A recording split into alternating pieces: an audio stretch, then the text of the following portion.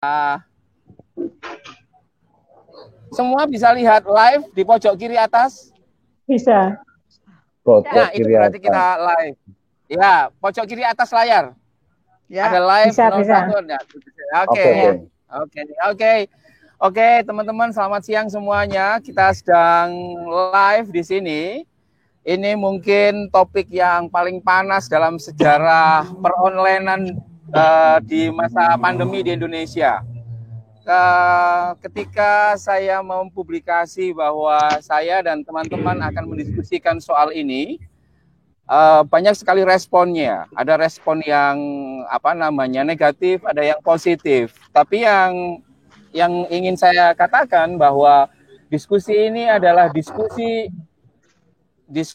yang menurut saya pertama kali dalam sejarah Republik Indonesia, dalam arti para pemilik babi, pemilik warung babi itu diundang. Mantap, hewan imut. Iya. Para pemilik warung babi yang kita tahu selama ini dalam situasi naiknya intoleransi di Indonesia karena naiknya gerakan Islamisme, itu mereka kerap kali mengalami stigma, diskriminasi. Di Makassar itu ada satu outlet babi yang ditutup oleh salah satu ormas Islam gitu kan, dan kemudian itu menimbulkan problem yang menimbulkan kecaman di mana-mana. Banyak yang ngeluh, kenapa Indonesia yang harusnya bisa hidup berdampingan menjadi sangat diskriminatif seperti ini. Kenapa ini menjadi menarik? Karena hostnya adalah orang Islam. Saya tentu saja insya Allah masih dianggap orang Islam ini. Masih Islam. Dan yang menarik diskusi ini juga akan mengundang dua orang yang juga dua orang Muslim yang kita tahu nanti mungkin pendapatnya seperti apa, tetapi dua orang ini yang saya tahu adalah penggerak aktif di jaringan Gus Durian Banyumas seperti itu. Ini nanti mungkin akan menjadi diskusi yang menarik. Bagi yang ingin berkomentar silahkan, bagi mereka yang ingin tampil live kita bisa berdiskusi lagi. Saya akan sapa dulu satu-satu. Kita nanti ngobrolnya santai saja ya. Halo Mbak Elizabeth, apa kabar? Halo, Mas Yusuf, Ori, Grace, apa kabar? Hai. Selamat yang puasa menjalankan ibadah puasa sambil ngabisin waktu ngelihat kita. Nah, ya menarik sekali. Mas Jangan Yusuf, lupa dikirim paket puasa, buka puasa. Buka puasanya tunjuk lada hitam. Kenapa kehadiran dua orang Muslim di sini, Mas Humaydi Yusuf dan Mbak Ori Wulandari menjadi hal yang sangat penting? Saya pernah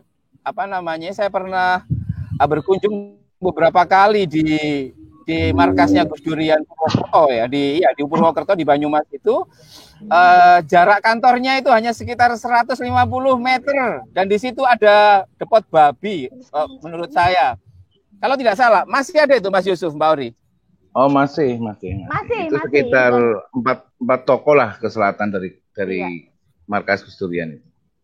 Dari Gus Durian. Gimana respon orang-orang kiai-kiai, orang-orang MUI begitu? Itu kok markasnya Gus Durian? Gus Dur itu kan orang Islam. Kok tiba-tiba mau dekat dengan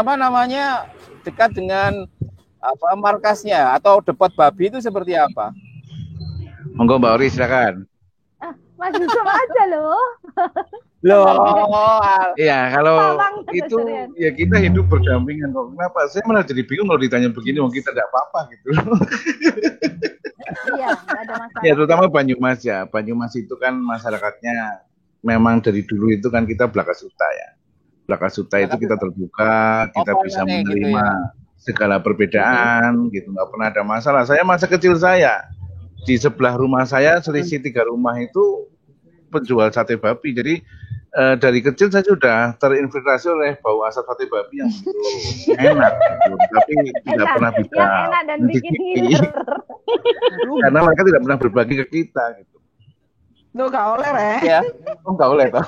Ya mau. Menarik sekali ini. jadi memang pengalaman masa kecil itu yang kira-kira membentuk Mas Yusuf dan banyak teman Muslim untuk bisa hidup berdampingan terkait dengan soal ini. Karena kita harus akui babi ini adalah duri dalam daging hubungan Islam dan Kristen. Kalau levelnya itu lebih tinggi ketimbang anjing ya. Dalam arti begini, kita masih bisa melihat misalkan banyak para sarjana Islam yang juga ngingu asu gitu kan, seperti itu, atau memiara anjing. Tapi kalau udah soal babi, kayaknya udah beneran seperti itu. Ini yang bagi saya menarik. Saya akan bergeser ke ke yang muda dulu, Grace, apa kabar? Grace ini alhamdulillah paling muda ya. Iya, Grace ini ceritakan dulu, kamu punya warung di mana, apa dan lain sebagainya. Yang lain boleh tanya, mari kita uji Grace. Silakan Grace. Kamu punya warung. Teman-teman, itu aku Francisca Grace itu aslinya wong Surabaya. Jadi aku lahirnya di Surabaya, terus aku juga udah depotnya itu awalnya bukanya di Surabaya, tepatnya di Wonosari ya, sekitar situ. Terus memang karena perjalanan hidup membawa kami untuk pindah ke kota di sini, kota kecil, Salatiga. Dan kok ya menurut kami ini di luar perhitungan kami sebenarnya, bahwa ternyata Salatiga itu memang mungkin teman-teman juga tahu bahwa salah satu kota tertolerir di Indonesia. Kalau nggak salah antara 2, 3, 1 kurang lebih kayak gitu-gitu ya. Jadi update yang sekarang aku nggak tahu, mungkin nomor 2 atau bahkan bisa 1. Jadi di satu sisi malah kayak semacam alhamdulillah puji Tuhan, kok ternyata aku malah ditempatkan di sini. Gitu. Jadi memang di sini welcome banget dari awalnya itu, mereka semua bisa welcome banget dengan keberadaan kita, walaupun memang depot kami akhirnya bisa mendapatkan posisi itu di orang taunya area gereja, tapi bukan gereja. Kalau Gus Aan Kepanari pernah ke sini, ini adalah gedung sinode GKJ, tetapi ini bukanlah gereja, tapi adalah gedung sinode di mana ini kalau yang mau nikah bisa sewa, mau reunian, mau wisuda, itu bisa sewa di sini. Lalu di area sebelah sini ada wisma tamu di mana saya duduk ini. Lalu baru di sebelah sana itu baru depotku, gitu ceritanya. Kami di sini baru 2 tahun dan puji Tuhan memang ya sudah bisa berjalan lah, walaupun babat alas ya tetap, karena di sini seperti itu, kondusif, benar-benar mereka sesuai dengan predikatnya lah, puji Tuhan kok menurut saya. Tertolerir. Oh gitu ya, jadi kesekian. Jadi relatif lebih toleran ya. Saya tidak tahu, tetapi apakah kamu misalkan pernah mengalami mengalami diskriminasi atau kemudian diomongin di belakang layar, atau mungkin adalah begini, teman-temanmu yang Muslim itu menjadi, ini juga ke Mbak Elizabeth juga ya, teman-temanmu Muslim itu menjadi lebih nggak senang gitu loh. Jadi misalkan menjadi lebih hati-hati, atau kalau mau masuk warung itu nggak mau, tapi physical distance sampai 100 atau 10 meter. Aku di sini aja, kayak gitu kan, seperti itu. Ini aku Mbak Elizabeth. Aku cerita sedikit waktu aku di Surabaya ya, karena aku ngomong Surabaya toh. Itu aku mengalami kehidupan sosialku tuh yang unik. Kita ada keturunan gitu ya. Jadi dari kecil aku sekolah di Kristen, tapi keluargaku itu punya satu keinginan untuk kalau kita SMA kuliah itu kalau bisa negeri. Jadi aku SMA nih masuk negeri, dan itu aku syukuri banget. Jadi aku jadi bisa beragam. Aku punya teman-teman yang dengan sisiku yang sebelah sana gitu kan. Lalu aku punya teman-teman seperti mereka, dan mereka itu yang sahabat-sahabatku luar biasa. Mereka main di tempatku dengan nggak ada perasaan yang gimana. Aku punya anjing banyak, mereka seneng banget, walaupun kadang-kadang kalau anjingku kecil godain tuh naik di atas meja, tapi it's okay, mereka tetap sayang aku gitu. Malah masih ada yang bisa nyayang, berani megang kenalan, so cute banget gitu kan. Itu yang aku pelajari dari teman-temanku, ternyata memang bisa gitu. Yang penting mungkin karena kita deket, jadi mereka mau nerima apa adanya juga. Itu teman yang Islam atau teman yang Kristen? Islam dong, kita kan bahas temanku teman SMA. Yang Islam. Iya, sampai aku jualan pun di depot itu mereka datang loh Gus, waktu aku opening. Luar biasa. Perasaanmu gimana waktu itu? Luar biasa. Aku merasa mereka support aku tuh di luar, misalnya mereka mungkin nanti di sana diomongin apa atau gini sama suaminya atau mungkin sama keluarganya, tapi aku yakin banget karena kita deket, dia mau support aku gitu kan, dia mau support aku datang. Mereka kadang waktu buka puasa itu, waktu mereka tuh masih puasa, ntar buka puasa di tempatku karena depotku yang di Surabaya juga seperti di sini ala food court, jadi memang bisa ada yang mereka bisa makan gitu. Oke, Grace, Grace 2 hari. Saya ingin merefresh ingatan saya lagi.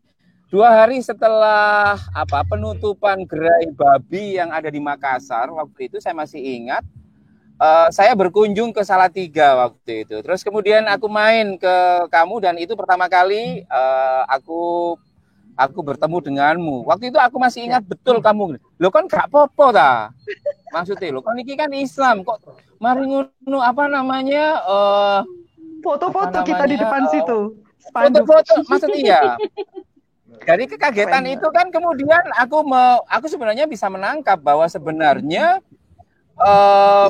meskipun tadi kamu ngomongnya mencoba untuk positif misalkan, tapi sebenarnya ada sesuatu hal yang kamu ingin menjaga perasaanku dan perasaan orang Islam supaya nggak dibully seperti itu. Kamu nggak usah jawab dulu. Saya ingin geser ke Mbak Elizabeth ini, orang yang paling tegang satu studio. Ayo. George. Minum dulu Mbak, minum teh. Mas Yusuf dan Mbak Ori. Mbak Yusuf dan Mbak Ori. Mbak Elizabeth ini adalah penggerak aktif Gus Durian Batu. Gus Durian Batu seperti itu. Iya kan, berita-berita sensasional itu ya berarti. Jadi ada cerita lucu waktu mau dibuat posko untuk Gus Durian. Siapa yang mau pasang posko? Waktu bencana Lombok ya. Waktu bencana Lombok. Jadi warung saya menawarkan karena kan saya buka di pinggir jalan ini, gimana kalau di tempat saya untuk posko? Itu jadi satu dengan warung ya, warung B2 Iya. Dan ini ada kejadian lucu ketika ada yang mau kirim bantuan, begitu sampai depan warung saya, warung B2 balik kanan, dia nggak jadi ngasih. Jadi bantuan itu dibawa balik. Saya bilang, oh Allah Tuhan, nasib si imut ada di depan. Ya, begitulah. Nah, makanya saya bilang sama teman-teman, tempat saya sih sebetulnya terbuka kalau kalian mau untuk kumpul-kumpul. Tapi ya ada logonya B2 itu, mungkin Gusaan udah lihat stikernya gede banget. Iya, stikernya saya pernah ke sana. Ini yang menurut saya menarik begitu ya. Tapi saya ingin tanya ini ke para pemilik warung B2 ini. Seberapa yakin kalian berdua bahwa yang mengakses atau yang membeli produk Anda B2 itu semuanya orang selain Islam? Anda yakin bahwa yang cerita seberapa aja. Yakin ya? Enggak, ini biasa saja. Iya. Seberapa yakin pernah. Jadi pernah masuk di warung saya itu pakai kerudung ya. Terus saya tanya, Mbak ini B2 loh. Iya, saya mau beli. Yakin Mbak? Iya. Emang nggak boleh? Saya sampai tanya lagi, loh Mbak. Ini babi loh Mbak. Mbak saya ini mau beli, masa nggak boleh Mbak? Oh ya nggak apa-apa. Dan ada beberapa kali orang Muslim yang masuk itu minta seperti tulang atau apa ya yang tulang babi gitulah istilahnya. Iya. Dan saya akhirnya menyediakan untuk mereka. Jadi saya kalau sudah mereka ngomongnya bisik-bisik dan mendekat, saya sudah tahu, oh ini bukan mau beli dagangan, bukan mau beli masakan, tapi cari obat. Itu aja sih. Oh, begitu ya. Ini menurut saya menarik ya. Bayangkan tokoh Islam yang makamnya itu dikunjungi oleh ratusan ribu, puluhan ribu orang setidaknya selama 10 tahun terakhir ini, kemudian juga bisa menampung orang dari beragam latar belakang, termasuk yang menganggap babi itu haram maupun yang menganggap babi itu adalah sosok yang paling imut yang harus dikonsumsi. Ya, Mas Yusuf, bagaimana kita bisa menjelaskan sebenarnya Anda menafsirkan sikap Gus Dur ya menyangkut soal sengkarut babi ini, sehingga Gus Durian ini apa? Orang yang suka babi ya senang Gus Dur, yang benci sama babi itu ya senang ambek Gus Dur. Itu kan agak sulit. Itu bagaimana sampean bisa memberikan perspektif soal itu? Terima kasih Mas An. Jadi memang kalau menurut saya Gus Dur itu kan orang yang sudah bisa di atas agama ya, artinya tidak lagi bicara tentang kalau kaitannya dengan kemanusiaan, kaitannya dengan kehidupan keseharian yang sifatnya umum, publik gitu ya. Beliau itu pandangannya sangat pluralis sehingga sudah berdiri di atas agama. Ibarat kita itu sudah tidak lagi di dalam rumah, tapi sudah di luar rumah. Nah, di mana kalau kita di luar rumah itu kan pasti punya banyak tetangga yang rumahnya macam-macam. Nah, itu pandangannya. Sehingga kalau Gus Dur sendiri memandang bahwa ya babi secara internal Islam, mungkin ada agama lain juga yang mengharamkan babi. Itu memang haram dalam arti kita bicara tentang hukum agama masing-masing. Tapi kalau sudah kita bicara di luar, bahwa di luar kita, di luar kepada orang lain, ya udah menjadi urusan mereka. Artinya hukum itu kan ya mau dijalankan silahkan, mau tidak dijalankan silahkan, tentunya dengan konsekuensi masing-masing dan tingkat bukan ketaatan, tapi tingkat konsistensinya. Tetapi di dalam Islam sendiri jangan lupa bahwa apabila barang yang diharamkan itu menjadi obat yang harus dimakan, yang menjadi tidak haram, saya kira, karena itu memang mau kemanfaatannya kepada kehidupan dalam arti nyawa orang gitu ya. Tapi di luar itu kita mau bicara tentang di luar konteks fikih lah, karena itu nanti debatable dan itu menimbulkan pro kontra ya. Tapi menurut saya kita harus bercermin banyak sebetulnya ke masyarakat Bali ya.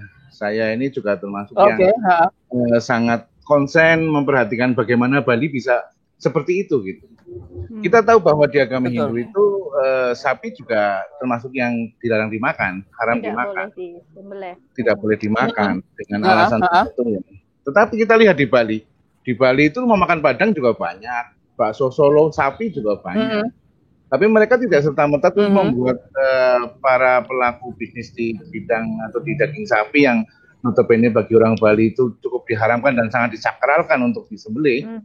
Itu mereka juga bisa bersikap yang lebih egaliter dan bisa bersikap lebih toleran. Padahal namanya Hindu di Bali itu mayoritas. Iya kan? Hindu di Bali itu mayoritas. Iya, betul. Artinya di sana rumah makan Padang yang ada rendang sapinya juga banyak. Bakso Solo yang Solo daging sapi juga banyak gitu ya. Nah, kita harus lebih banyak bercermin ke sana. Kita harus lebih banyak belajar kepada saudara-saudara kita di Bali. Dan di Indonesia pun gitu ini juga menjadi isu-isu yang baru-baru ini saja sebetulnya. Artinya isu-isu ini bukan merupakan watak dasar bangsa Indonesia di luar konteks agama ya. Seperti di tempat saya di Banyumas, di Purwokerto itu ya beberapa tempat memang spesialis menyediakan masakan babi dan mereka sampaikan di depan memang tulisannya seperti di dekatnya Sekretariat Gus Durian itu ada memang rumah makan khusus babi. Dan itu tidak masalah karena Indonesia begitu, rumah makan babi. Iya, ada gambarnya juga. Ada logo halal. Nah, artinya ada logo halalnya juga. MUI ya, tidak ya. Yang kita tunggu ada label halalnya itu. Iya, halal kalau babinya sudah mualaf. Artinya bahwa itu kalau kita bisa berpikir konteksnya bahwa hukum agama kan mengikat kepada pemeluknya.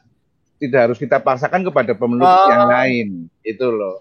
Artinya ya kalau kita mau melaksanakan hukum agama itu menurut saya ya kita sendiri aja. Ya jangan makan gitu loh.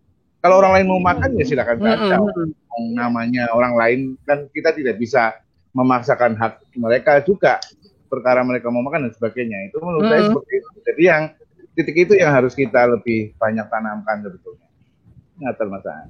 Oke.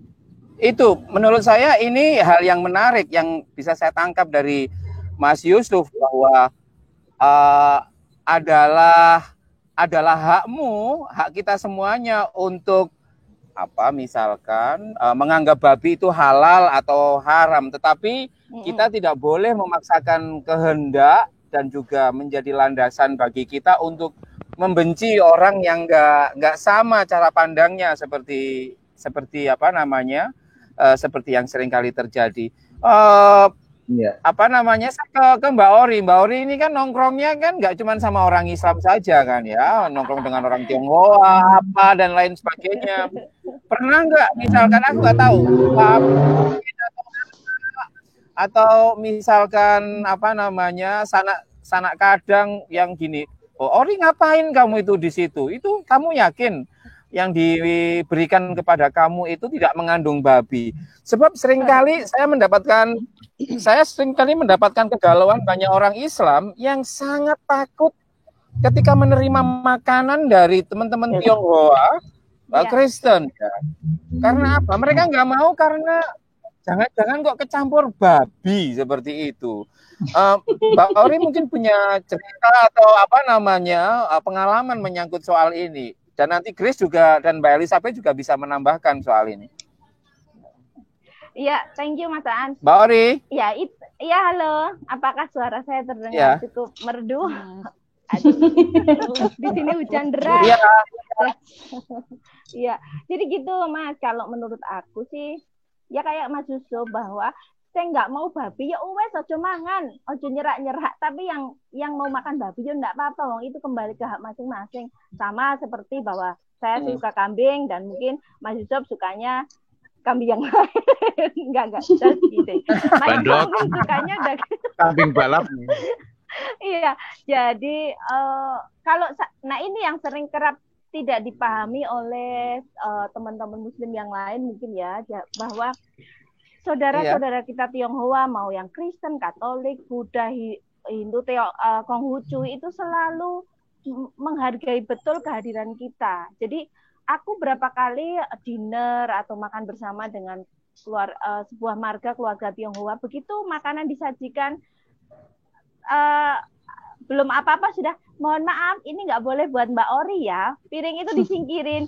Aduh, saya bilang kenapa disingkirin, kalau saya nggak tahu nggak apa-apa loh, Mbak Ori. Aduh, jadi gimana mau ngicip kalau caranya seperti itu. Oke, artinya saya kasih dokilaf itu bahwa saudara-saudara kita mau yang saudara-saudara non Muslim itu memahami betul bahwa umat Muslim punya aturan tidak boleh makan daging itu. Jadinya mereka menjaga betul. Jadi kecurigaan sebagian Muslim itu kadang-kadang tidak beralasan gitu ya Mas, bahwa dikit-dikit mereka gini, itu ngandung babi nggak? Itu bakminya ada babinya nggak? Aduh, lawang kalian diem juga, ini disingkirin sendiri, kadang-kadang GR duluan gitu loh. Gitu aja sih kalau menurut aku. Mbak Elizabeth gimana Mbak Elizabeth? Saya beberapa kali buat acara pun seperti itu Mbak Ori. Jadi saya memang ada meja khusus yang untuk B2. Dan saya yang tahu teman-teman saya Muslim jangan yang itu ya. Selalu nggak tahu ya, kayaknya naluri udah bilang ini yang halal ada di sebelah sana, ini yang khusus ada B2-nya. Itu kayaknya naluri banget deh. Kayaknya sudah otomatis. Otomatis gitu ya, Mbak ya. Jadi kalau mau khilaf itu kadang yang punya rumah udah nyeplos duluan, Mbak. Saya beberapa kali buat acara pun seperti itu memang. Jadi teman saya bilang, kok kamu kasih tahu? Andai kan aku nggak tahu kan aku bisa makan. Oh gitu ya. Cuman ya karena sudah yakin, oh ini mereka nggak boleh makan. Gitu. Oke, itu yang menarik. Saya juga oh ya, bagi teman-teman silahkan, terima kasih atas komentar, like, dan juga apresiasi emotikonnya. Lumayan ada 120 orang yang melihat siaran kita. Kita sedang mendengar suka duka dari pemilik warung babi dan bagaimana respon 2 orang penggerak Gus Durian ini menyikapi soal suka duka terkait dengan soal ini. Kita tahu bahwa angka intoleransi di Indonesia ini semakin lama semakin meningkat. Kelompok Islam kelompok intoleran misalkan begitu sangat ekspresif untuk mengekspresikan gagasannya yang itu juga tidak cukup dewasa. Nah, saya mau tanya ini, kalian berdua ini nggak takut ini, Grace sama Mbak Elizabeth? Di tempat kalian saya itu kan ada apa yang ikut Gus Durian pokoknya. Belum ikut Gus Durian, waktu itu belum ikut Gus Durian. Saya awal buka di Batu itu sebetulnya pengennya buka warung kopi, kedai kopi. Tapi terus saya survei, alun-alun kan deket sama rumah saya. Waduh, ini pesaingnya terlalu dekat. Terus pengen buka ikan bakar. Ini di gunung, saya suplai ikannya dari mana? Akhirnya saya itu nyeplos gitu loh. Aku tak buka warung babi ya. Adik saya langsung bilang, jangan. Temennya malah yang support. Gak apa-apa Mbak, buka aja, mumpung di Batu nggak ada. Oh iya. Tapi begitu buka, jantung saya itu kayaknya 2014, Januari 2014, Imlek Januari. Itu jantung saya rasanya tolah-toleh iki, kalau ada orang berhenti itu rasanya deg-deg. Betul-betul ketakutan akan ditutup. Dan saya belum berani masang logo gambar. Saya hanya nulis warung B2. Kenapa Mbak? Nggak berani kenapa Mbak? Lah ya Mbak, saya baru pulang kampung waktu itu setelah sekian lama merantau. Dan saya betul-betul yang waduh, kayaknya waktu itu gambling banget gitu loh. Jadi saya resign dari kantor itu, adik saya tanya, kamu mau ikut orang untuk berapa tahun lagi? Udah di Batu aja, pulang kampung. Oke, saya bilang. Dan mama saya pun nyampe ikut di sini, dia yang mules gitu loh. Nggak apa-apa Talis, nggak apa-apa Tano. Sampai mules mama saya. Saking takutnya. Mikir ya? Iya, karena waktu itu sering masih ada yang warung-warung ditutup. Karena banyak hal sih yang waktu di Jakarta banyak yang banyak warung-warung yang ditutup itulah, yang dioprak, bukan ditutup, dihancur-hancurin. Nah itu yang saya takut banget. Itu saya bilang sama adik saya, target saya 6 bulan, pokoknya 6 bulan ini tidak berjalan saya tutup, saya pindah haluan. Alhamdulillah sampai sekarang buka dan aman. Itu aja. Mbak, makin banyak pelanggan, makin banyak pengunjung. Amin. Oh ya, amin. Lu pernah satu rombongan, Mbak? Itu saya waktu itu lebaran ya. Waktu lebaran satu rombongan, satu mobil masuk dan semua berhijab. Saya bilang, mereka langsung masuk. Saya bilang, permisi. Padahal itu ada tulisannya B2 ya. Tapi nggak ada logonya. Dan mereka bacanya warung berdua, bukan B2, warung berdua. Akhirnya dari situ saya, ternyata saya harus jujur, saya harus berani pasang logo. Tahun berikutnya saya pasang logo. Ya, gitu aja sih. Dan logonya imut. Iya, emang imut. Oh gitu. Itu menurut saya menarik. Ada yang tanya misalkan dari aspek apa keharaman babi itu dan lain sebagainya. Saya tidak tahu, nanti mungkin Mas Yusuf dan Mbak Ori bisa dilihat bahwa memang itu di Al-Quran memang tidak diperbolehkan. Tetapi kemudian banyak orang menjadi tertantang ya, saya juga sampai sekarang itu juga tertantang. Sebenarnya keharamannya ini apa toh gitu. Lalu ada kemudian orang yang berargumentasi ini soal kesehatan. Jadi kolesterolnya tinggi dan lain sebagainya. Oh, jadi soal kolesterol. Berarti kalau kolesterol itu kan ya daging babat atau yang lain itu harusnya juga haram kayak gitu. Oh enggak, karena kotor-kotor gitu kan. Lele itu kan ya kotor banget ya. Jadi sampai hari ini tuh sebenarnya saya sebagai orang Islam ini mau jujur saja ya, Mas Yusuf dan Mbak Ori, saya mau jujur saja. Pada hari ini tuh saya juga masih mencari ya, what is the scientific explanation gitu kan. Penjelasan ilmiah apa sehingga di Islam itu menganggap bahwa babi itu menjadi sesuatu yang haram. Sementara ini yang masih bisa saya yang masih bisa aku catat adalah ini mungkin karena terpengaruh oleh Yahudi ya. Yahudi kan tidak memperbolehkan dan Islam dulu pernah hidup lama dengan Yahudi waktu di Madinah seperti itu. Mas Yusuf ada komentar nggak menyangkut soal ini atau Mbak Ori? Oke, Mas Aan, memang kalau bicara tentang hukum ini memang sensitif ya, tapi bahwa di dalam Islam itu ada yang pandangan aja. Ya, jadi ada yang mahdoh, ada yang belum mahdoh, ada yang butuh alasan dan ada yang tidak butuh alasan. Artinya kalau pandangan saya tentang Al-Quran yang babi ya sudah, pokoknya nggak usah dicari alasannya dulu, yang penting sudah haram ya haram, ikuti saja bagi yang Muslim gitu loh. Tapi bagi yang tidak ya enggak masalah sebetulnya kan. Kemudian bahwa di dalam Islam sendiri itu namanya halalan dan thayyibah, itu jangan sampai lupa juga bahwa ada yang halal dan thayyibah. Ada yang thayyib tapi tidak halal, ada yang halal tapi tidak thayyib gitu kan. Contohnya bagi saya itu durian itu kan halal. Tapi bagi saya tidak thayyib. Karena begitu makan durian asam urat saya naik, darah tinggi saya naik gitu. Jadi ya itu termasuk akhirnya menjadi jangan dimakan. Haram itu. Halal tapi tidak thayyib gitu kan. Nah, ada lagi yang thayyib tapi tidak halal ya, misalnya kayak bagi yang lagi orangnya kurus kering gitu makan daging babi kan bisa cepat gemuk sebetulnya. Itu thayyib bagus tapi tidak halal bagi orang Islam gitu loh. Jadi ya.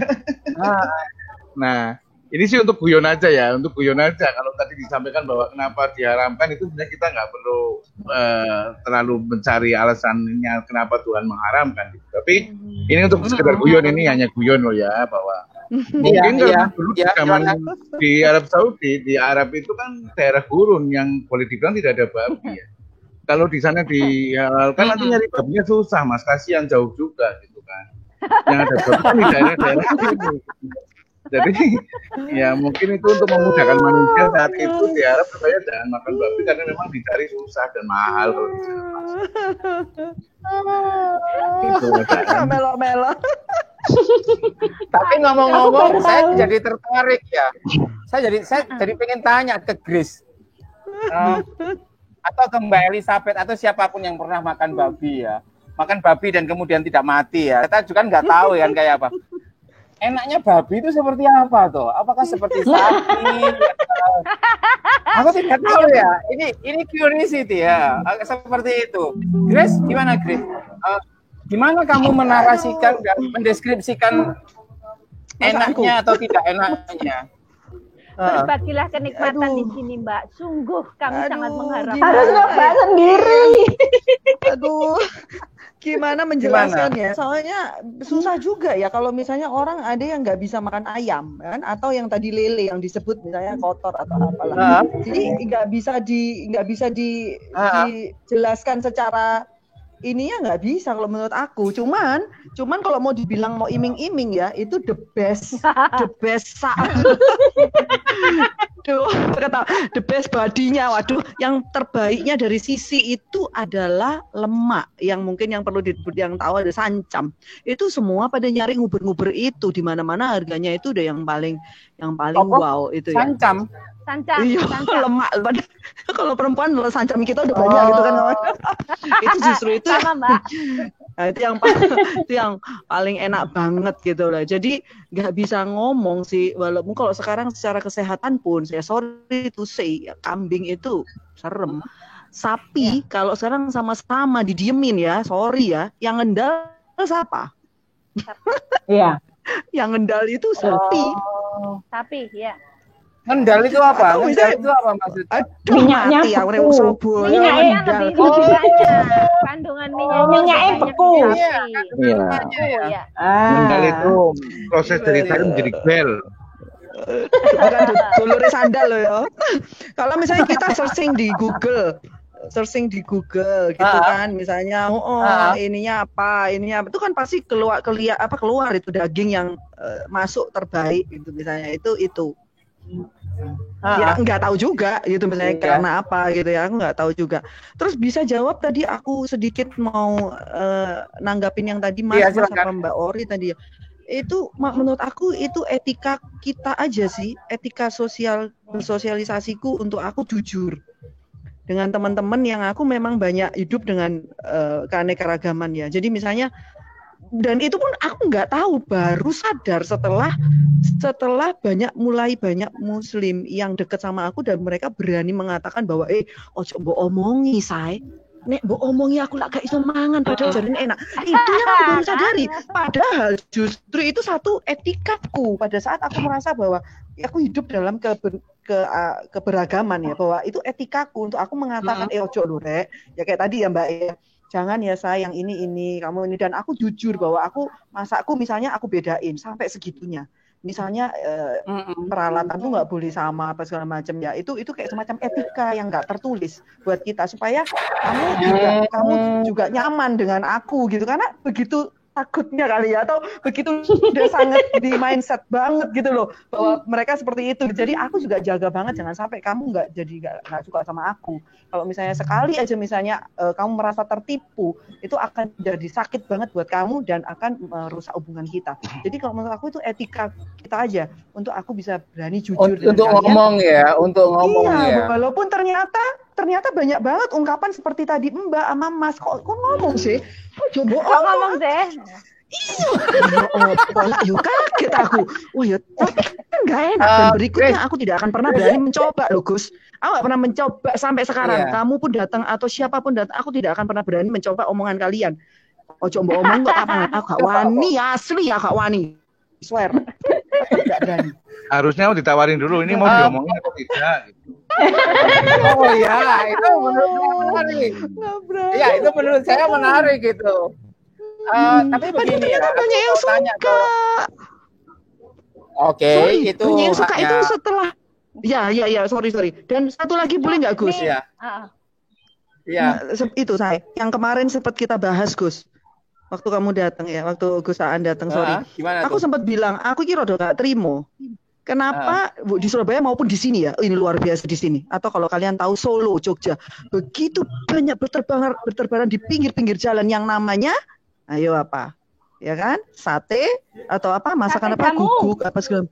Nah, kenapa? Mereka banyak sekali di sana makan. Sate jamu. Jadi kalau mereka banyak sekali makan di sana, tetapi kenapa mereka benci banget sama kita? Itu sama seperti yang tadi Gus Aan juga bilang, mereka bisa sayang-sayang anjing loh. Mereka banyak punya temanku yang juga bisa pelihara anjing gitu. Tapi mereka sama kita seperti itu. Itu hanya ungkapan aja sih. Tapi tetap aku bisa menerima itu. Kalian welcome dengan aku. Terima kasih banyak. Selama kita saling menjaga etika itu, kalau menurut aku it's okay. Ini pertanyaan untuk semuanya saja, terutama untuk kalau misalkan ini ke Grace dan juga Mbak Elizabeth ya. Apakah ketika kalian ada teman kalian yang Islam makan babi gitu, apakah kalian menganggap teman tersebut itu terkurangi kadar keislamannya atau Islamnya menjadi lebih rendah seperti itu? Di pikiran ya, di pikiran. Saya nggak tahu ya, saya nggak tahu. Apa sih? Saya nggak tahu ya. Tapi ini ya. Apa pandangan kalian kayak apa? Pandangan sebab begini ya. Enggak, Soekarno itu pernah ngomong ya. Soekarno kalau nggak salah di bukunya itu Islam Sontoloyo itu dia mencoba mengkritik seperti ini. Dia agak gusar dengan cara berislam orang di Indonesia. Dia ngomong seperti ini kira-kira. Kalau ada orang Islam makan babi misalkan, hampir seluruh dunia bisa jadi akan mengecam soal keislamannya. Tetapi ketika ada orang Islam yang korupsi, yang memerkosa, itu selalu nggak dikait-kaitkan dengan keislamannya. Jadi ya mengkritik soal apa, kok begitu ya cara pandangnya orang. Oke. Silakan teman-teman sekalian, kalau ada orang Islam misalkan ia ketahuan makan babi atau nongkrong di situ atau di mana gitu, apakah Anda berpikir dia bukan Muslim yang baik seperti itu? Mas Yusuf dan juga Mbak Ori juga bisa berkomentar sekali itu soal ini. Di tempat saya ada Gus. Iya. Jadi teman silakan Mbak. Ya, sebentar. Di teman saya sendiri, jadi dia cerita dia waktu di Bali itu dia makan daging bak ya. Saya sampai bilang ini, oh kamu makan toh? Lah kamu nggak bilang ya, nggak pernah tak tawarin, saya bilang gitu. Jadi memang ada sebagian teman-teman yang makan, dan ketika waktu saya tahu mereka Muslim, saya tidak pernah menawarin. Jadi bagi saya sih kalau mereka mau makan atau enggak sih pilihan sih, nggak ada hubungannya dengan agama. Saya nggak ngelihat agamanya terus berubah atau apapun, enggak lah. Iya. Mungkin akan ada langganan ya. saya yang ya, ini, langganan saya yang buka puasanya di warung saya. Masa terus saya bilang enggak? Iya. Enggak boleh Muslim ya, lah. Pak. Iya. Iya, terus saya bilang, lah lapo kon anu buka nang kene. Terus saya harus bilang apa? Ya tetap diterima toh, wong saya nggak bohong. Maksud saya gini, saya sudah memasang logo itu dengan menu itu betul-betul yang babi, jadi tidak ada yang lain. Jadi kalau mereka pesan, terus saya bilang, oh nggak boleh, kamu Muslim. Kayaknya enggak, ya biasa-biasa aja. Ya, ini ada satu komentar dari teman saya ini, dia seorang dokter, Mbak Hapsari Indrawati. Thank you Mbak. Kalau kata profesor saya yang Muslim, larangan babi bukan karena kesehatan, bukan karena kebersihan. Justru Tuhan tahu babi enak. Ini salah satu ajaran kepada Muslim untuk taat. Apa ya benar? Oh ini pertanyaan. Saya pikir, tapi terima kasih. Bener enak. Jadi tadi kan Mbak, nih Mas Aan, tadi kan Mbak. Iya silakan.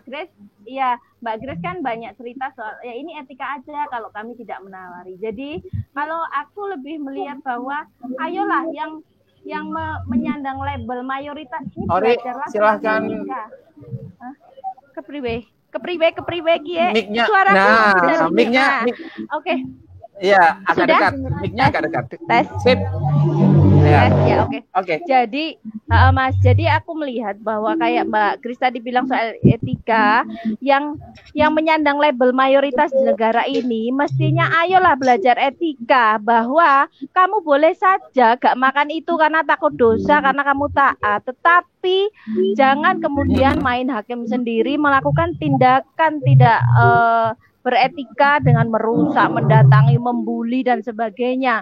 Karena apa? Karena ini negara kita itu kan satu, bukan negara agama, dua, negara yang ada aturan hukum loh. Jualan babi ya nggak apa-apa, nggak ada aturan hukum yang melarang tentang itu gitu loh. Kecuali bahwa korupsi loh, korupsi sudah jelas ada aturannya. Tetapi kapan kalian yang merasa kapling surga ini pernah membuli mereka yang korupsi kan, padahal agamane podo iku lho, KTP-ne gue pada baik, ini orang Banyumas bilang KTP-ne pada baik sih, jadi orang dibully ya. Tetapi begitu melihat ini sekedar contoh, teman saya itu curhat, aku tuh kan nyopiri bosnya itu non Muslim Tionghoa, mengantarlah dia ke tempat restoran babi ya, dia dan dia dipesankan non babi gitu loh, tapi bahwa dia sama teman-temannya dibully, kamu suka ya makan di situ ya, wong kamu Islam kok masuk ke situ dosa loh, masuk aja dosa apalagi makan, nah kan serem banget. Beragama kok sedemikian seram, padahal dia hanya menjalankan tugasnya sebagai driver bosnya, kemudian bosnya juga mesankan dia nasi goreng ayam dengan telur, coba kurang apa. Jadi kalau saya melihat bahwa memang menjadi sebuah keprihatinan.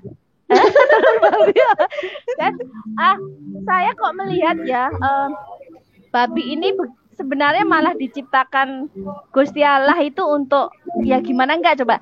Selain menurut Mbak Grace yang rasanya memang dahsyat tadi, ternyata memang beberapa vaksin imunisasi kita itu kan memang menggunakan enzim itu untuk sehingga tercipta banyak vaksin yang menyelamatkan kehidupan manusia, meskipun kemudian banyak yang ini vaksin mengandung babi lah, itu mengandung babi tapi kan dalam keadaan darurat dia menyelamatkan kehidupan manusia. Jadi memang mungkin makhluk imut yang lucu, yang mengemaskan itu memang Tuhan ciptakan banyak kemanfaatan bagi manusia.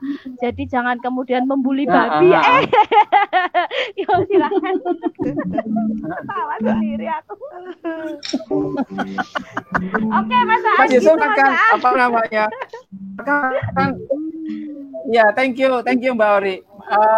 Mas Yusuf, kalau ada orang misalkan Islam ya, lalu melihat orang Islam yang lain sedang makan babi, ia mengatakan bahwa Islammu tercoreng dan ternoda, kamu bukan Islam yang baik karena itu. Bagaimana respon Anda terkait dengan soal itu? Ya, kalau masalah larangan makan babi ini kan hanya satu bagian dari banyak sekali hukum-hukum Islam yang lebih kompleks, di mana tingkat mudarat dan manfaatnya ini juga tidak terlalu menjadi hal yang sifatnya sangat mutlak gitu ya. Otomatis bahwa dengan misalnya kita melakukan pelanggaran entah disengaja maupun tidak disengaja makan babi, itu kan tidak otomatis menjadikan beliau jadi murtad, kan tidak gitu loh. Dan kita harus ingat bahwa Gusti Allah itu juga Maha Pengampun dan Maha Penyayang. Artinya kalau misalnya saya justru berharap bahwa suatu saat itu saya ya Allah mau dihilafkan saya makan babi gitu loh, supaya artinya itu juga sebagai ahli ciptaanmu, tapi saya kan bukan karena saya sendiri, tapi karena engkau yang mendorong saya hilaf gitu loh, kan seperti itu. Jadi sensitif ya. Jadi artinya ya gitu, bahwa menurut saya pandangan saya tidak ada kaitannya secara langsung antara keislaman seseorang dengan makan apapun lah, jangankan babi yang misalnya yang lain-lain lah. Karena teman-teman saya juga banyak yang memang aktivis lingkungan hidup, dalam arti lingkungan hidup itu kalau ada yang hidup-hidup itu langsung diaktifkan, ditangkap, dimasak gitu kan. Yang garangan, ya celeng, ya ular, ya segala macam gitu. Lah, iya ular banyak, warung ular. Iya, bahkan di Purwokerto itu ada angkringan namanya angkringan porky loh. Tidak jadi levelnya bukan hanya apa itu? Angkringan porky. Porky, iya, betul. Levelnya tidak hanya di rumah makan, tapi sudah jadi konsumtif angkringan di Jalan Mata Raja itu ada. Iya. Di blok, jadi angkringan porky. Jadi Mbak Elizabeth sama Mbak Grace mungkin bisa mulai berpikir untuk meluaskan saya dalam bentuk angkringan porky. Cocok. Nah itu. Aslinya aku ya wis ape gawe ngono, sundukan-sundukan. Keren no. Kalau bagi saya pribadi itu semakin banyak rumah makan babi itu semakin menguji keimanan saya gitu. Saya berterima kasih kepada saudara-saudara saya yang membuka, misalnya di depan saya membuka sate babi dan saya tidak makan, kan berarti keimanan saya tambah tebal. Kalau misalnya memang dasarnya kepingin kan dimanapun akan dicari gitu loh. Jadi ya gitu. Itu saya kira menarik gitu. Itu pandangan yang menarik supaya orang lain tetap bisa respect, sembari tetap terproteksi namanya keyakinannya menyangkut makhluk yang satu ini. Ini ada satu orang teman saya yang mencoba untuk masuk. Kita akan coba gabung. Halo Ridho, apa kabar? Sebentar ya, harusnya dia bisa masuk. Halo. Ridho. Ini yang menurut saya menjadi hal yang menarik ya. Ridho? Halo. Apa Roma Irama? Oh, jangan jarang ini. Nanti biarkan bisa dia masuk atau tidak. Oke, ternyata enggak bisa. Iya, bagi teman-teman yang ingin bergabung dengan kami, kita sedang mendiskusikan soal suka duka warung B2. Saking senengi tulisannya warung sampai tipu seperti itu. Ada 2 orang, yakni Mbak Elizabeth dan juga Grace, 2 orang yang hidup di 2 tempat ya. Artinya yang satu Mbak Elizabeth di Batu punya warung B2, Elizabeth Grace juga punya warung. Aku lali Baksem ya jenenge Grace. Apa namanya? Baksen. Betul. Baksen. Oh iya di Salatiga. Baksen ya. Baksen seperti itu dan kita sedang mendiskusikan soal suka duka mereka. Ini tadi ada yang masuk bahwa sebenarnya apa namanya? Sebenarnya ini ada yang masuk juga ini Purja saya kira. Ini teman dosen di Sumatera. Anak Gus Durian juga ini sebenarnya. Halo Purja, apa kabar? Iya, dia di Medan ini. Purja, you can hear me? Halo. Ya, itu udah masuk. Ya, udah masuk, suaranya udah masuk. Horas. Ya, silakan. Horas, Purja. Halo, Purja. Masih sibuk dengan. Silakan berpendapat. Oh, dia belum pakai headset. Nah, sekarang udah pakai dia. Ya. Purja, silakan berkomentar bagaimana teman-teman di Medan ya. Kamu sebagai dosen di Universitas Islam Negeri yang ada di sana, dididik di dalam pengajaran apa namanya Gus Durian, selama di Jogja, ya konservatif ya. Silakan. Balik lagi ke konservatif mana ya Mas? Oke, aku agak menjauh ya soalnya nanti banyak orang yang aku agak menjauh supaya orang tidak banyak mendengar, nanti takutnya aku dibunuh ya. Aman saja. Servis temen tuh dipanggang kurang. Gini.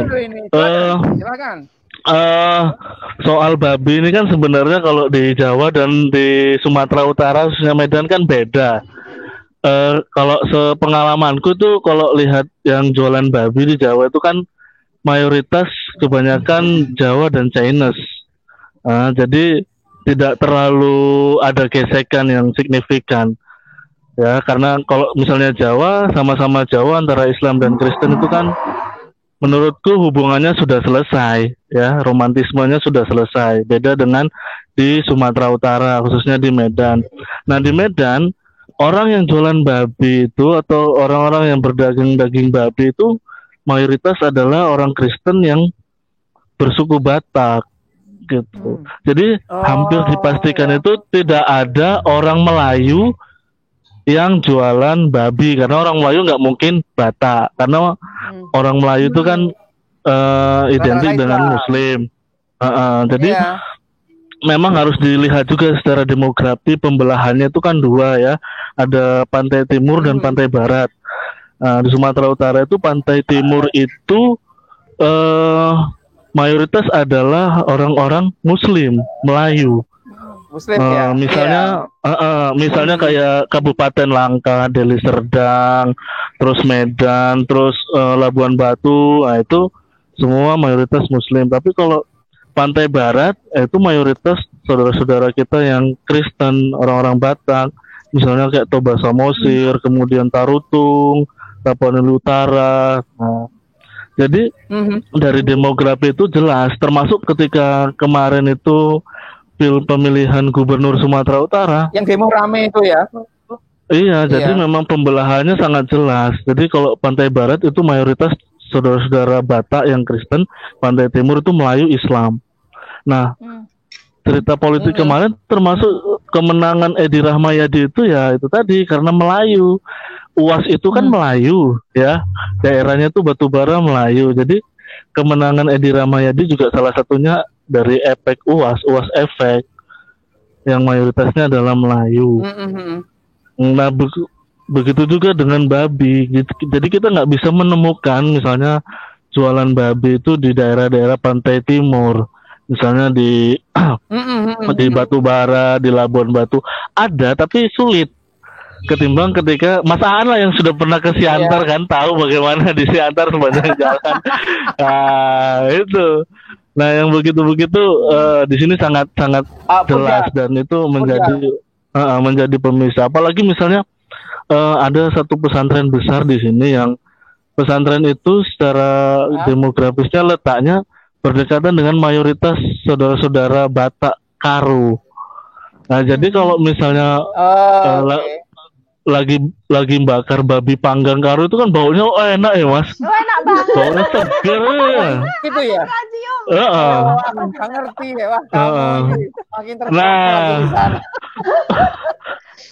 jadi itu kan jadi masalah gitu sama-sama. Ya Mas. Ada juga yang sudah antri. Purja, babi ini dalam konteks konflik itu juga bisa dianggap sebagai potensi konflik ya. Kamu sebagai salah seorang jana ya, dididik lama dan punya perangkat banyak soal analisis. Bagaimana supaya babi ini kemudian tidak lagi menjadi sumber konflik antara pantai timur dan pantai barat? Apa yang perlu dilakukan sebagai orang yang dididik di UIN Yogyakarta gitu kan? Bagaimana untuk mengurangi potensi konflik soal babi ini? Iya, kemarin kan sebelumnya nih Mas sempat ada juga persoalan kan. Jadi para peternak babi di beberapa daerah itu kan sempat mati ya kena virus sampai ribuan begitu, dan bahkan banyak yang merugi gitu gara-gara babinya mati gitu. Padahal sebenarnya kemarin itu momentumnya pas ketika mau Natal begitu, harusnya para peternak babi itu panen lah kira-kira begitu. Nah itu pertama. Kedua, begini Mas, jadi romantisme Islam dan Kristen itu di Medan itu memang sudah tersekat oleh suku begitu. Jadi yang kuamati ya ada beberapa teman, ada beberapa teman dari Jawa yang di Medan ini kan selalu nanya, aduh gimana kok Islam dan Kristen di Medan itu nggak seromantis di Jawa, beda begitu. Jadi kalau di Jawa jelas Islam dan Kristen sama-sama Jawa, jadi masuknya itu enak begitu. Jadi kita nggak mempersoalkan agama lagi karena sama-sama Jawa, kemudian ya udah enak aja gitu. Nah kalau di sini kan enggak Mas, di sini jelas dan seperti aku bilang tadi disekat juga oleh etnis ya. Iya, jadi pokoknya Kristen itu ya kebanyakan mayoritas Batak begitu. Kalaupun ada Cina di sini yang makan babi, menurutku nggak terlalu signifikan karena makanan mereka kan juga berbeda dengan olahan yang teman-teman Kristen yang Batak kan begitu. Nah, kalau olahan orang-orang Cina kan biasa ya pakai mie, pakai sawi dan segala macam, dan orang Batak juga biasanya jarang gitu kan. Apalagi kan di sini Cina juga eksklusif begitu. Dengan masakan-masakan Tionghoa. Oke, Purja, terima kasih ya. Terima kasih atas gabungannya ya. Thank you. Thank you. Ini menarik ini. Sebelum ini kita ada satu orang lagi ya menjadi menarik. Ada Rido, teman saya, teman saya dari Gorontalo. Dari Manado gitu. Rido, apa kabar kita? Rido, halo, apa kabar? Iya, salam. Rido, silakan. Sehat-sehat teman-teman di sana. Dia dari Kupang, dari Kupang. Rido dari Kupang. Mama sehat, Rido? Sehat. Oke, silakan komentarnya, Rido. Dengar. Oh iya. Dari tadi Rido. Aku di kumisnya juga kelihatan kok kumisnya. Jadi cuma mau sedikit sharing dan ada hal yang ingin aku pertanyakan karena memang menarik sekali untuk pembicaraan menyangkut babi ini dengan Muslim. Karena jujur aku di keluarga, aku lahir dalam keluarga yang mempunyai dua keyakinan. Jadi aku ikut mama Kristen dan papa dan adik-adik aku Muslim.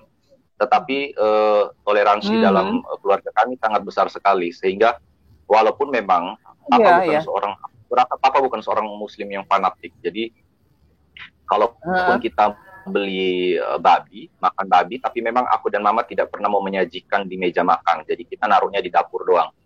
Tetapi Papa juga tidak pernah melarang kami untuk berhenti makan babi kayak gitu. Dalam keluarga besar juga kalau ada acara-acara, biasanya itu pasti semua lauknya pasti lebih banyak babinya. Dan keluarga juga paham, sehingga kadang-kadang mereka memisahkan lauk Papa dan adik-adik di meja yang berbeda. Tetapi Papa malah kadang-kadang walaupun ada lauk yang sama di meja yang ada babinya, tapi Papa tetap ngambil di meja yang sama. Jadi dia tidak mau pindah ke meja yang berbeda. Tetapi kalau memang ada ayam, ada ikan di dalam lauk, di dalam meja yang ada banyak babinya pun dia tetap ngambilnya dari meja yang itu, kayak gitu. Nah, kadang juga saya sedikit kasihan dengan beberapa teman-teman yang biasa datang ke Kupang, teman-teman aktivis lah. Jadi kadang-kadang di saat mereka dengan berjilbab, mereka mau masuk ke tempat atau rumah makan babi itu mereka takut. Jadi kadang-kadang aku yang diminta tolong untuk ngebeli. Nah, pertanyaan aku di sini sebenarnya apakah babi menjadi tolak ukur keimanan atau keislaman seseorang? Cuma itu aja sih. Oke, terima kasih. Terima kasih Rido atas gabungannya. Teman-teman menarik sekali ini. Kita udah di akhir. Tadi sudah kita sempat diskusikan bahwa teman-teman obrolan ya, teman-teman Grace dan juga Elizabeth juga yang saya tangkap juga itu hak masing-masing dan itu sama sekali tidak memengaruhi identitas keagamaannya. Misalkan teman Muslim yang mencicipi soal itu, dan itu juga dikuatkan oleh Mbak Ori dan juga Mas Yusuf menyangkut soal ini ya, menyangkut soal identitas, soal keislaman. Saya nggak tahu, mungkin ke depan perlu dicarikan terobosan agar supaya cara pandang ini menjadi lebih cara pandang teman-teman Muslim itu ia tetap bisa kekeh dengan pendapatnya, tapi tanpa harus melarang orang lain untuk ini. Nah, ini soal closing statement saja kira-kira. Saya mulai dari Mas Yusuf dulu. Apa yang harus dilakukan? Jangan usul supaya ada sertifikasi halal dari MUI, atau kalau diusulkan juga nggak apa-apa ya. Ya kita hitamkan dulu babi-babi itu ya. Babinya sudah baca syahadat dulu ya. Artinya begini, untuk kita semuanya sebetulnya tidak hanya untuk Muslim saja, bahwa bagaimana kita beragama itu sebaiknya beragama itu masuk ke dalam diri. Jadi jangan beragama itu justru kita sibuk dengan di luar diri kita. Karena urusan kita mencari Tuhan, mencapai Tuhan itu dari diri kita sendiri, bukan dari orang lain. Nah, kalau misalnya ada yang sampai sibuk di luar urusan agama ini, di luar diri kita sendiri, itu artinya kita sebenarnya dalam rangka menjauh dari Tuhan. Kalau menurut saya seperti itu. Jadi terkait dengan babi ini ya toh kenyataannya, realitasnya bahwa babi sudah diciptakan oleh Tuhan, akan dicabut lagi menjadi tidak ada babinya, itu tidak ada, nggak mungkin. Artinya ya yang mengimani bahwa babi itu haram ya jangan makan, jangan mendekat, bahkan kalau bisa jangan melihat gambarnya, masuk neraka juga gitu. Tapi kalau yang tidak mengimani atau misalnya yang punya pendapat lain ya monggo-monggo saja, yang penting jangan saling mengganggu dan jangan saling ngurusi agama orang lain, ngurusi keyakinan orang lain. Karena urusan pembalasan itu biarlah urusan Tuhan, bukan manusia. Kalau urusan manusia itu bukan urusan pembalasan. Itu seperti itu menurut saya, Mas. Keren sekali. Mas Aan. Jadi ya terima kasih. Bareng hidup di Indonesia, di negara Pancasila yang tidak berdasarkan salah satu agama, itu aja. Oke, thank you. Mbak Ori gimana ini pesan-pesan? Tadi dapat dapat apresiasi. Wah, Mbak Ori ngomongnya jos dan lain sebagainya gitu. Apa pesan kamu kepada terutama teman-teman Fatayat NU? Oke, saya pengen mengajak karena saya bagian dari Fatayat NU mungkin, tapi mudah-mudahan teman-teman sudah cukup wawasan juga untuk tidak membuli, untuk tidak membenci saudara kita yang kebetulan menjalankan usaha rumah makan babi, jual daging babi, peternakan babi, karena semuanya sudah ya ada bidang-bidang yang memang menjadi lakon masing-masing gitu ya. Seperti saya jualan batik gini kan, berarti ya masa saya jualan daging babi di antara baju batik, ya bingung kan pembelinya. Seperti itu. Jadi saya berharap saudara-saudara yang seagamanya KTP sama dengan saya ini cukup luas wawasan, kemudian lapang hati untuk melihat hal-hal seperti itu. Dan untuk Mbak Grace dan Mbak Elizabeth, juga para pelaku usaha makanan babi, teruslah bersemangat menjalani usaha itu. Karena itu saya yakin di antara Mbak berdua ini pasti juga punya tukang cuci yang beragama Islam dan sebagainya. Di mana ada rezeki mengalir, sebenarnya di situ banyak doa. Yang penting tidak lupa bayar pajak, bersedekah bersama. Sing dijual daging babi, mau daging kebo, mau daging celeng, yo apa-apa. Yang penting yang merasa itu haram ya ora usah makan gitu loh, Mbak. Semangat pokoknya, Mbak, karena di negeri ini tidak ada larangan satupun untuk kamu mau jualan apa. Yang dilarang kan jualan daging busuk lah kayak gitu deh. Semangat pokoknya. Iya. Thank you Mbak Ori. Mbak Elizabeth silahkan. Apa? Aku senang melihat dirimu bisa ketawa lepas begini ya. Jantungku padahal neratak. Cuman pesan aja teman-teman yang Muslim atau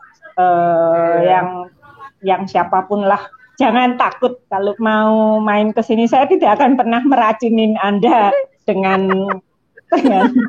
daging babi. Enak itu. Jadi jangan takut kilaf lah. Cuman Gus Aan aja kemarin datang ke sini, saya kasih minuman susu coklat yang mantap juga. Terima kasih. Iya. Oke, Grace silahkan apa namanya? Yang ada dalam pikiranmu. Aku ini aja kali ya, apresiasi kali Gus ya. Aku apresiasi teman-teman, khususnya Gus Aan lah. Gus Aan, semua udah tahu sampai saat ini kiprahnya begitu sangat ini ya, keren kiprahnya. Ya teman-teman Gus Durian ini ya. Ya teman-teman Gus Durian juga khususnya, mungkin kalau saya nggak bisa sebutin nanti dikira yang sana enggak gitu ya. Jadi saya nggak berani terlalu bikin. Tapi saya apresiasi banget, terima kasih banyak karena bisa membuat wadah seperti ini, kita bisa sharing, bisa curhat juga. Bahwa sebenarnya kita pun juga istilahnya kami sangat menghargai teman-teman gitu. Jadi ya mungkin bisa kita saling hidup damai deh. Karena aku padamu ya, dan tolong kalian juga padaku. Gitu aja kali ya. Oke, terima kasih Mbak Elizabeth, Grace, Mas Yusuf, dan juga Mbak Ori atas bincang-bincangnya. Thank you. Terima kasih. Thank you. Ditunggu ke salah 3 ya. Thank you. Siap. Oke, kita nanti bisa bareng-bareng di sana. Thank you. God bless you. Thank you.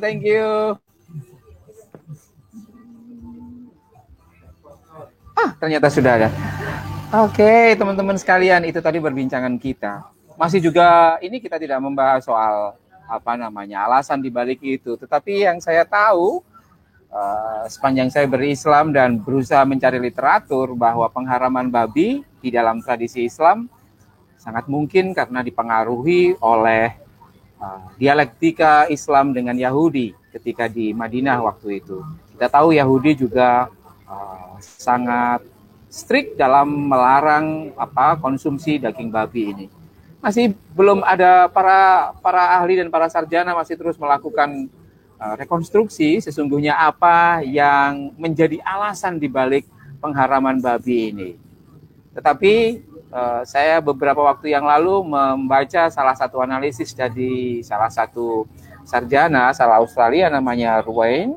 Dia mengatakan bahwa kenapa babi sangat dibenci dalam tradisi Yahudi dan juga kemudian di Islam. Ya karena babi dianggap, terutama yang perempuan, dianggap tidak patuh di dalam sistem reproduksi yang diinginkan oleh nalar patriarki. Kita tahu babi bisa beranak secara banyak sekali dan itu dianggap tidak normal seperti itu. dan juga itu juga berkaitan dengan cara pandang yang berkaitan dengan perspektif gender. Nah, yang ingin saya katakan untuk menutup sesi ini adalah bahwa silahkan Anda punya pandangan masing-masing menyangkut satu topik. Merasa benar itu baik, tapi merasa paling benar itu yang mungkin akan menjadi simbol kekacauan. Karena kalau kita merasa diri kita paling benar, pada titik itulah kita akan mencari orang sebagai tersangka bahwa ia yang lebih rendah daripada kita. Dan jika itu terjadi, maka kita tahu bahwa stereotip, prejudice, diskriminasi, dan bahkan juga penutupan atas nama pendapat-pendapat tertentu terhadap warung babi akan terus berlangsung. Padahal itu tidak diinginkan di dalam gagasan besar agama yang humanis maupun di dalam gagasan besar dalam berpancasila. Terima kasih atas kesetiaannya di sini. Kesetiaan adalah sesuatu hal yang menarik dan kita bertemu lagi dalam diskusi yang menarik. Oh ya, besok kita akan ngomong soal Gus Dur dan pusaka-pusakanya bersama dengan narasumber yang oke. Pukul 16.30 sampai 17.30. Thank you. Terima kasih. Assalamualaikum warahmatullahi wabarakatuh.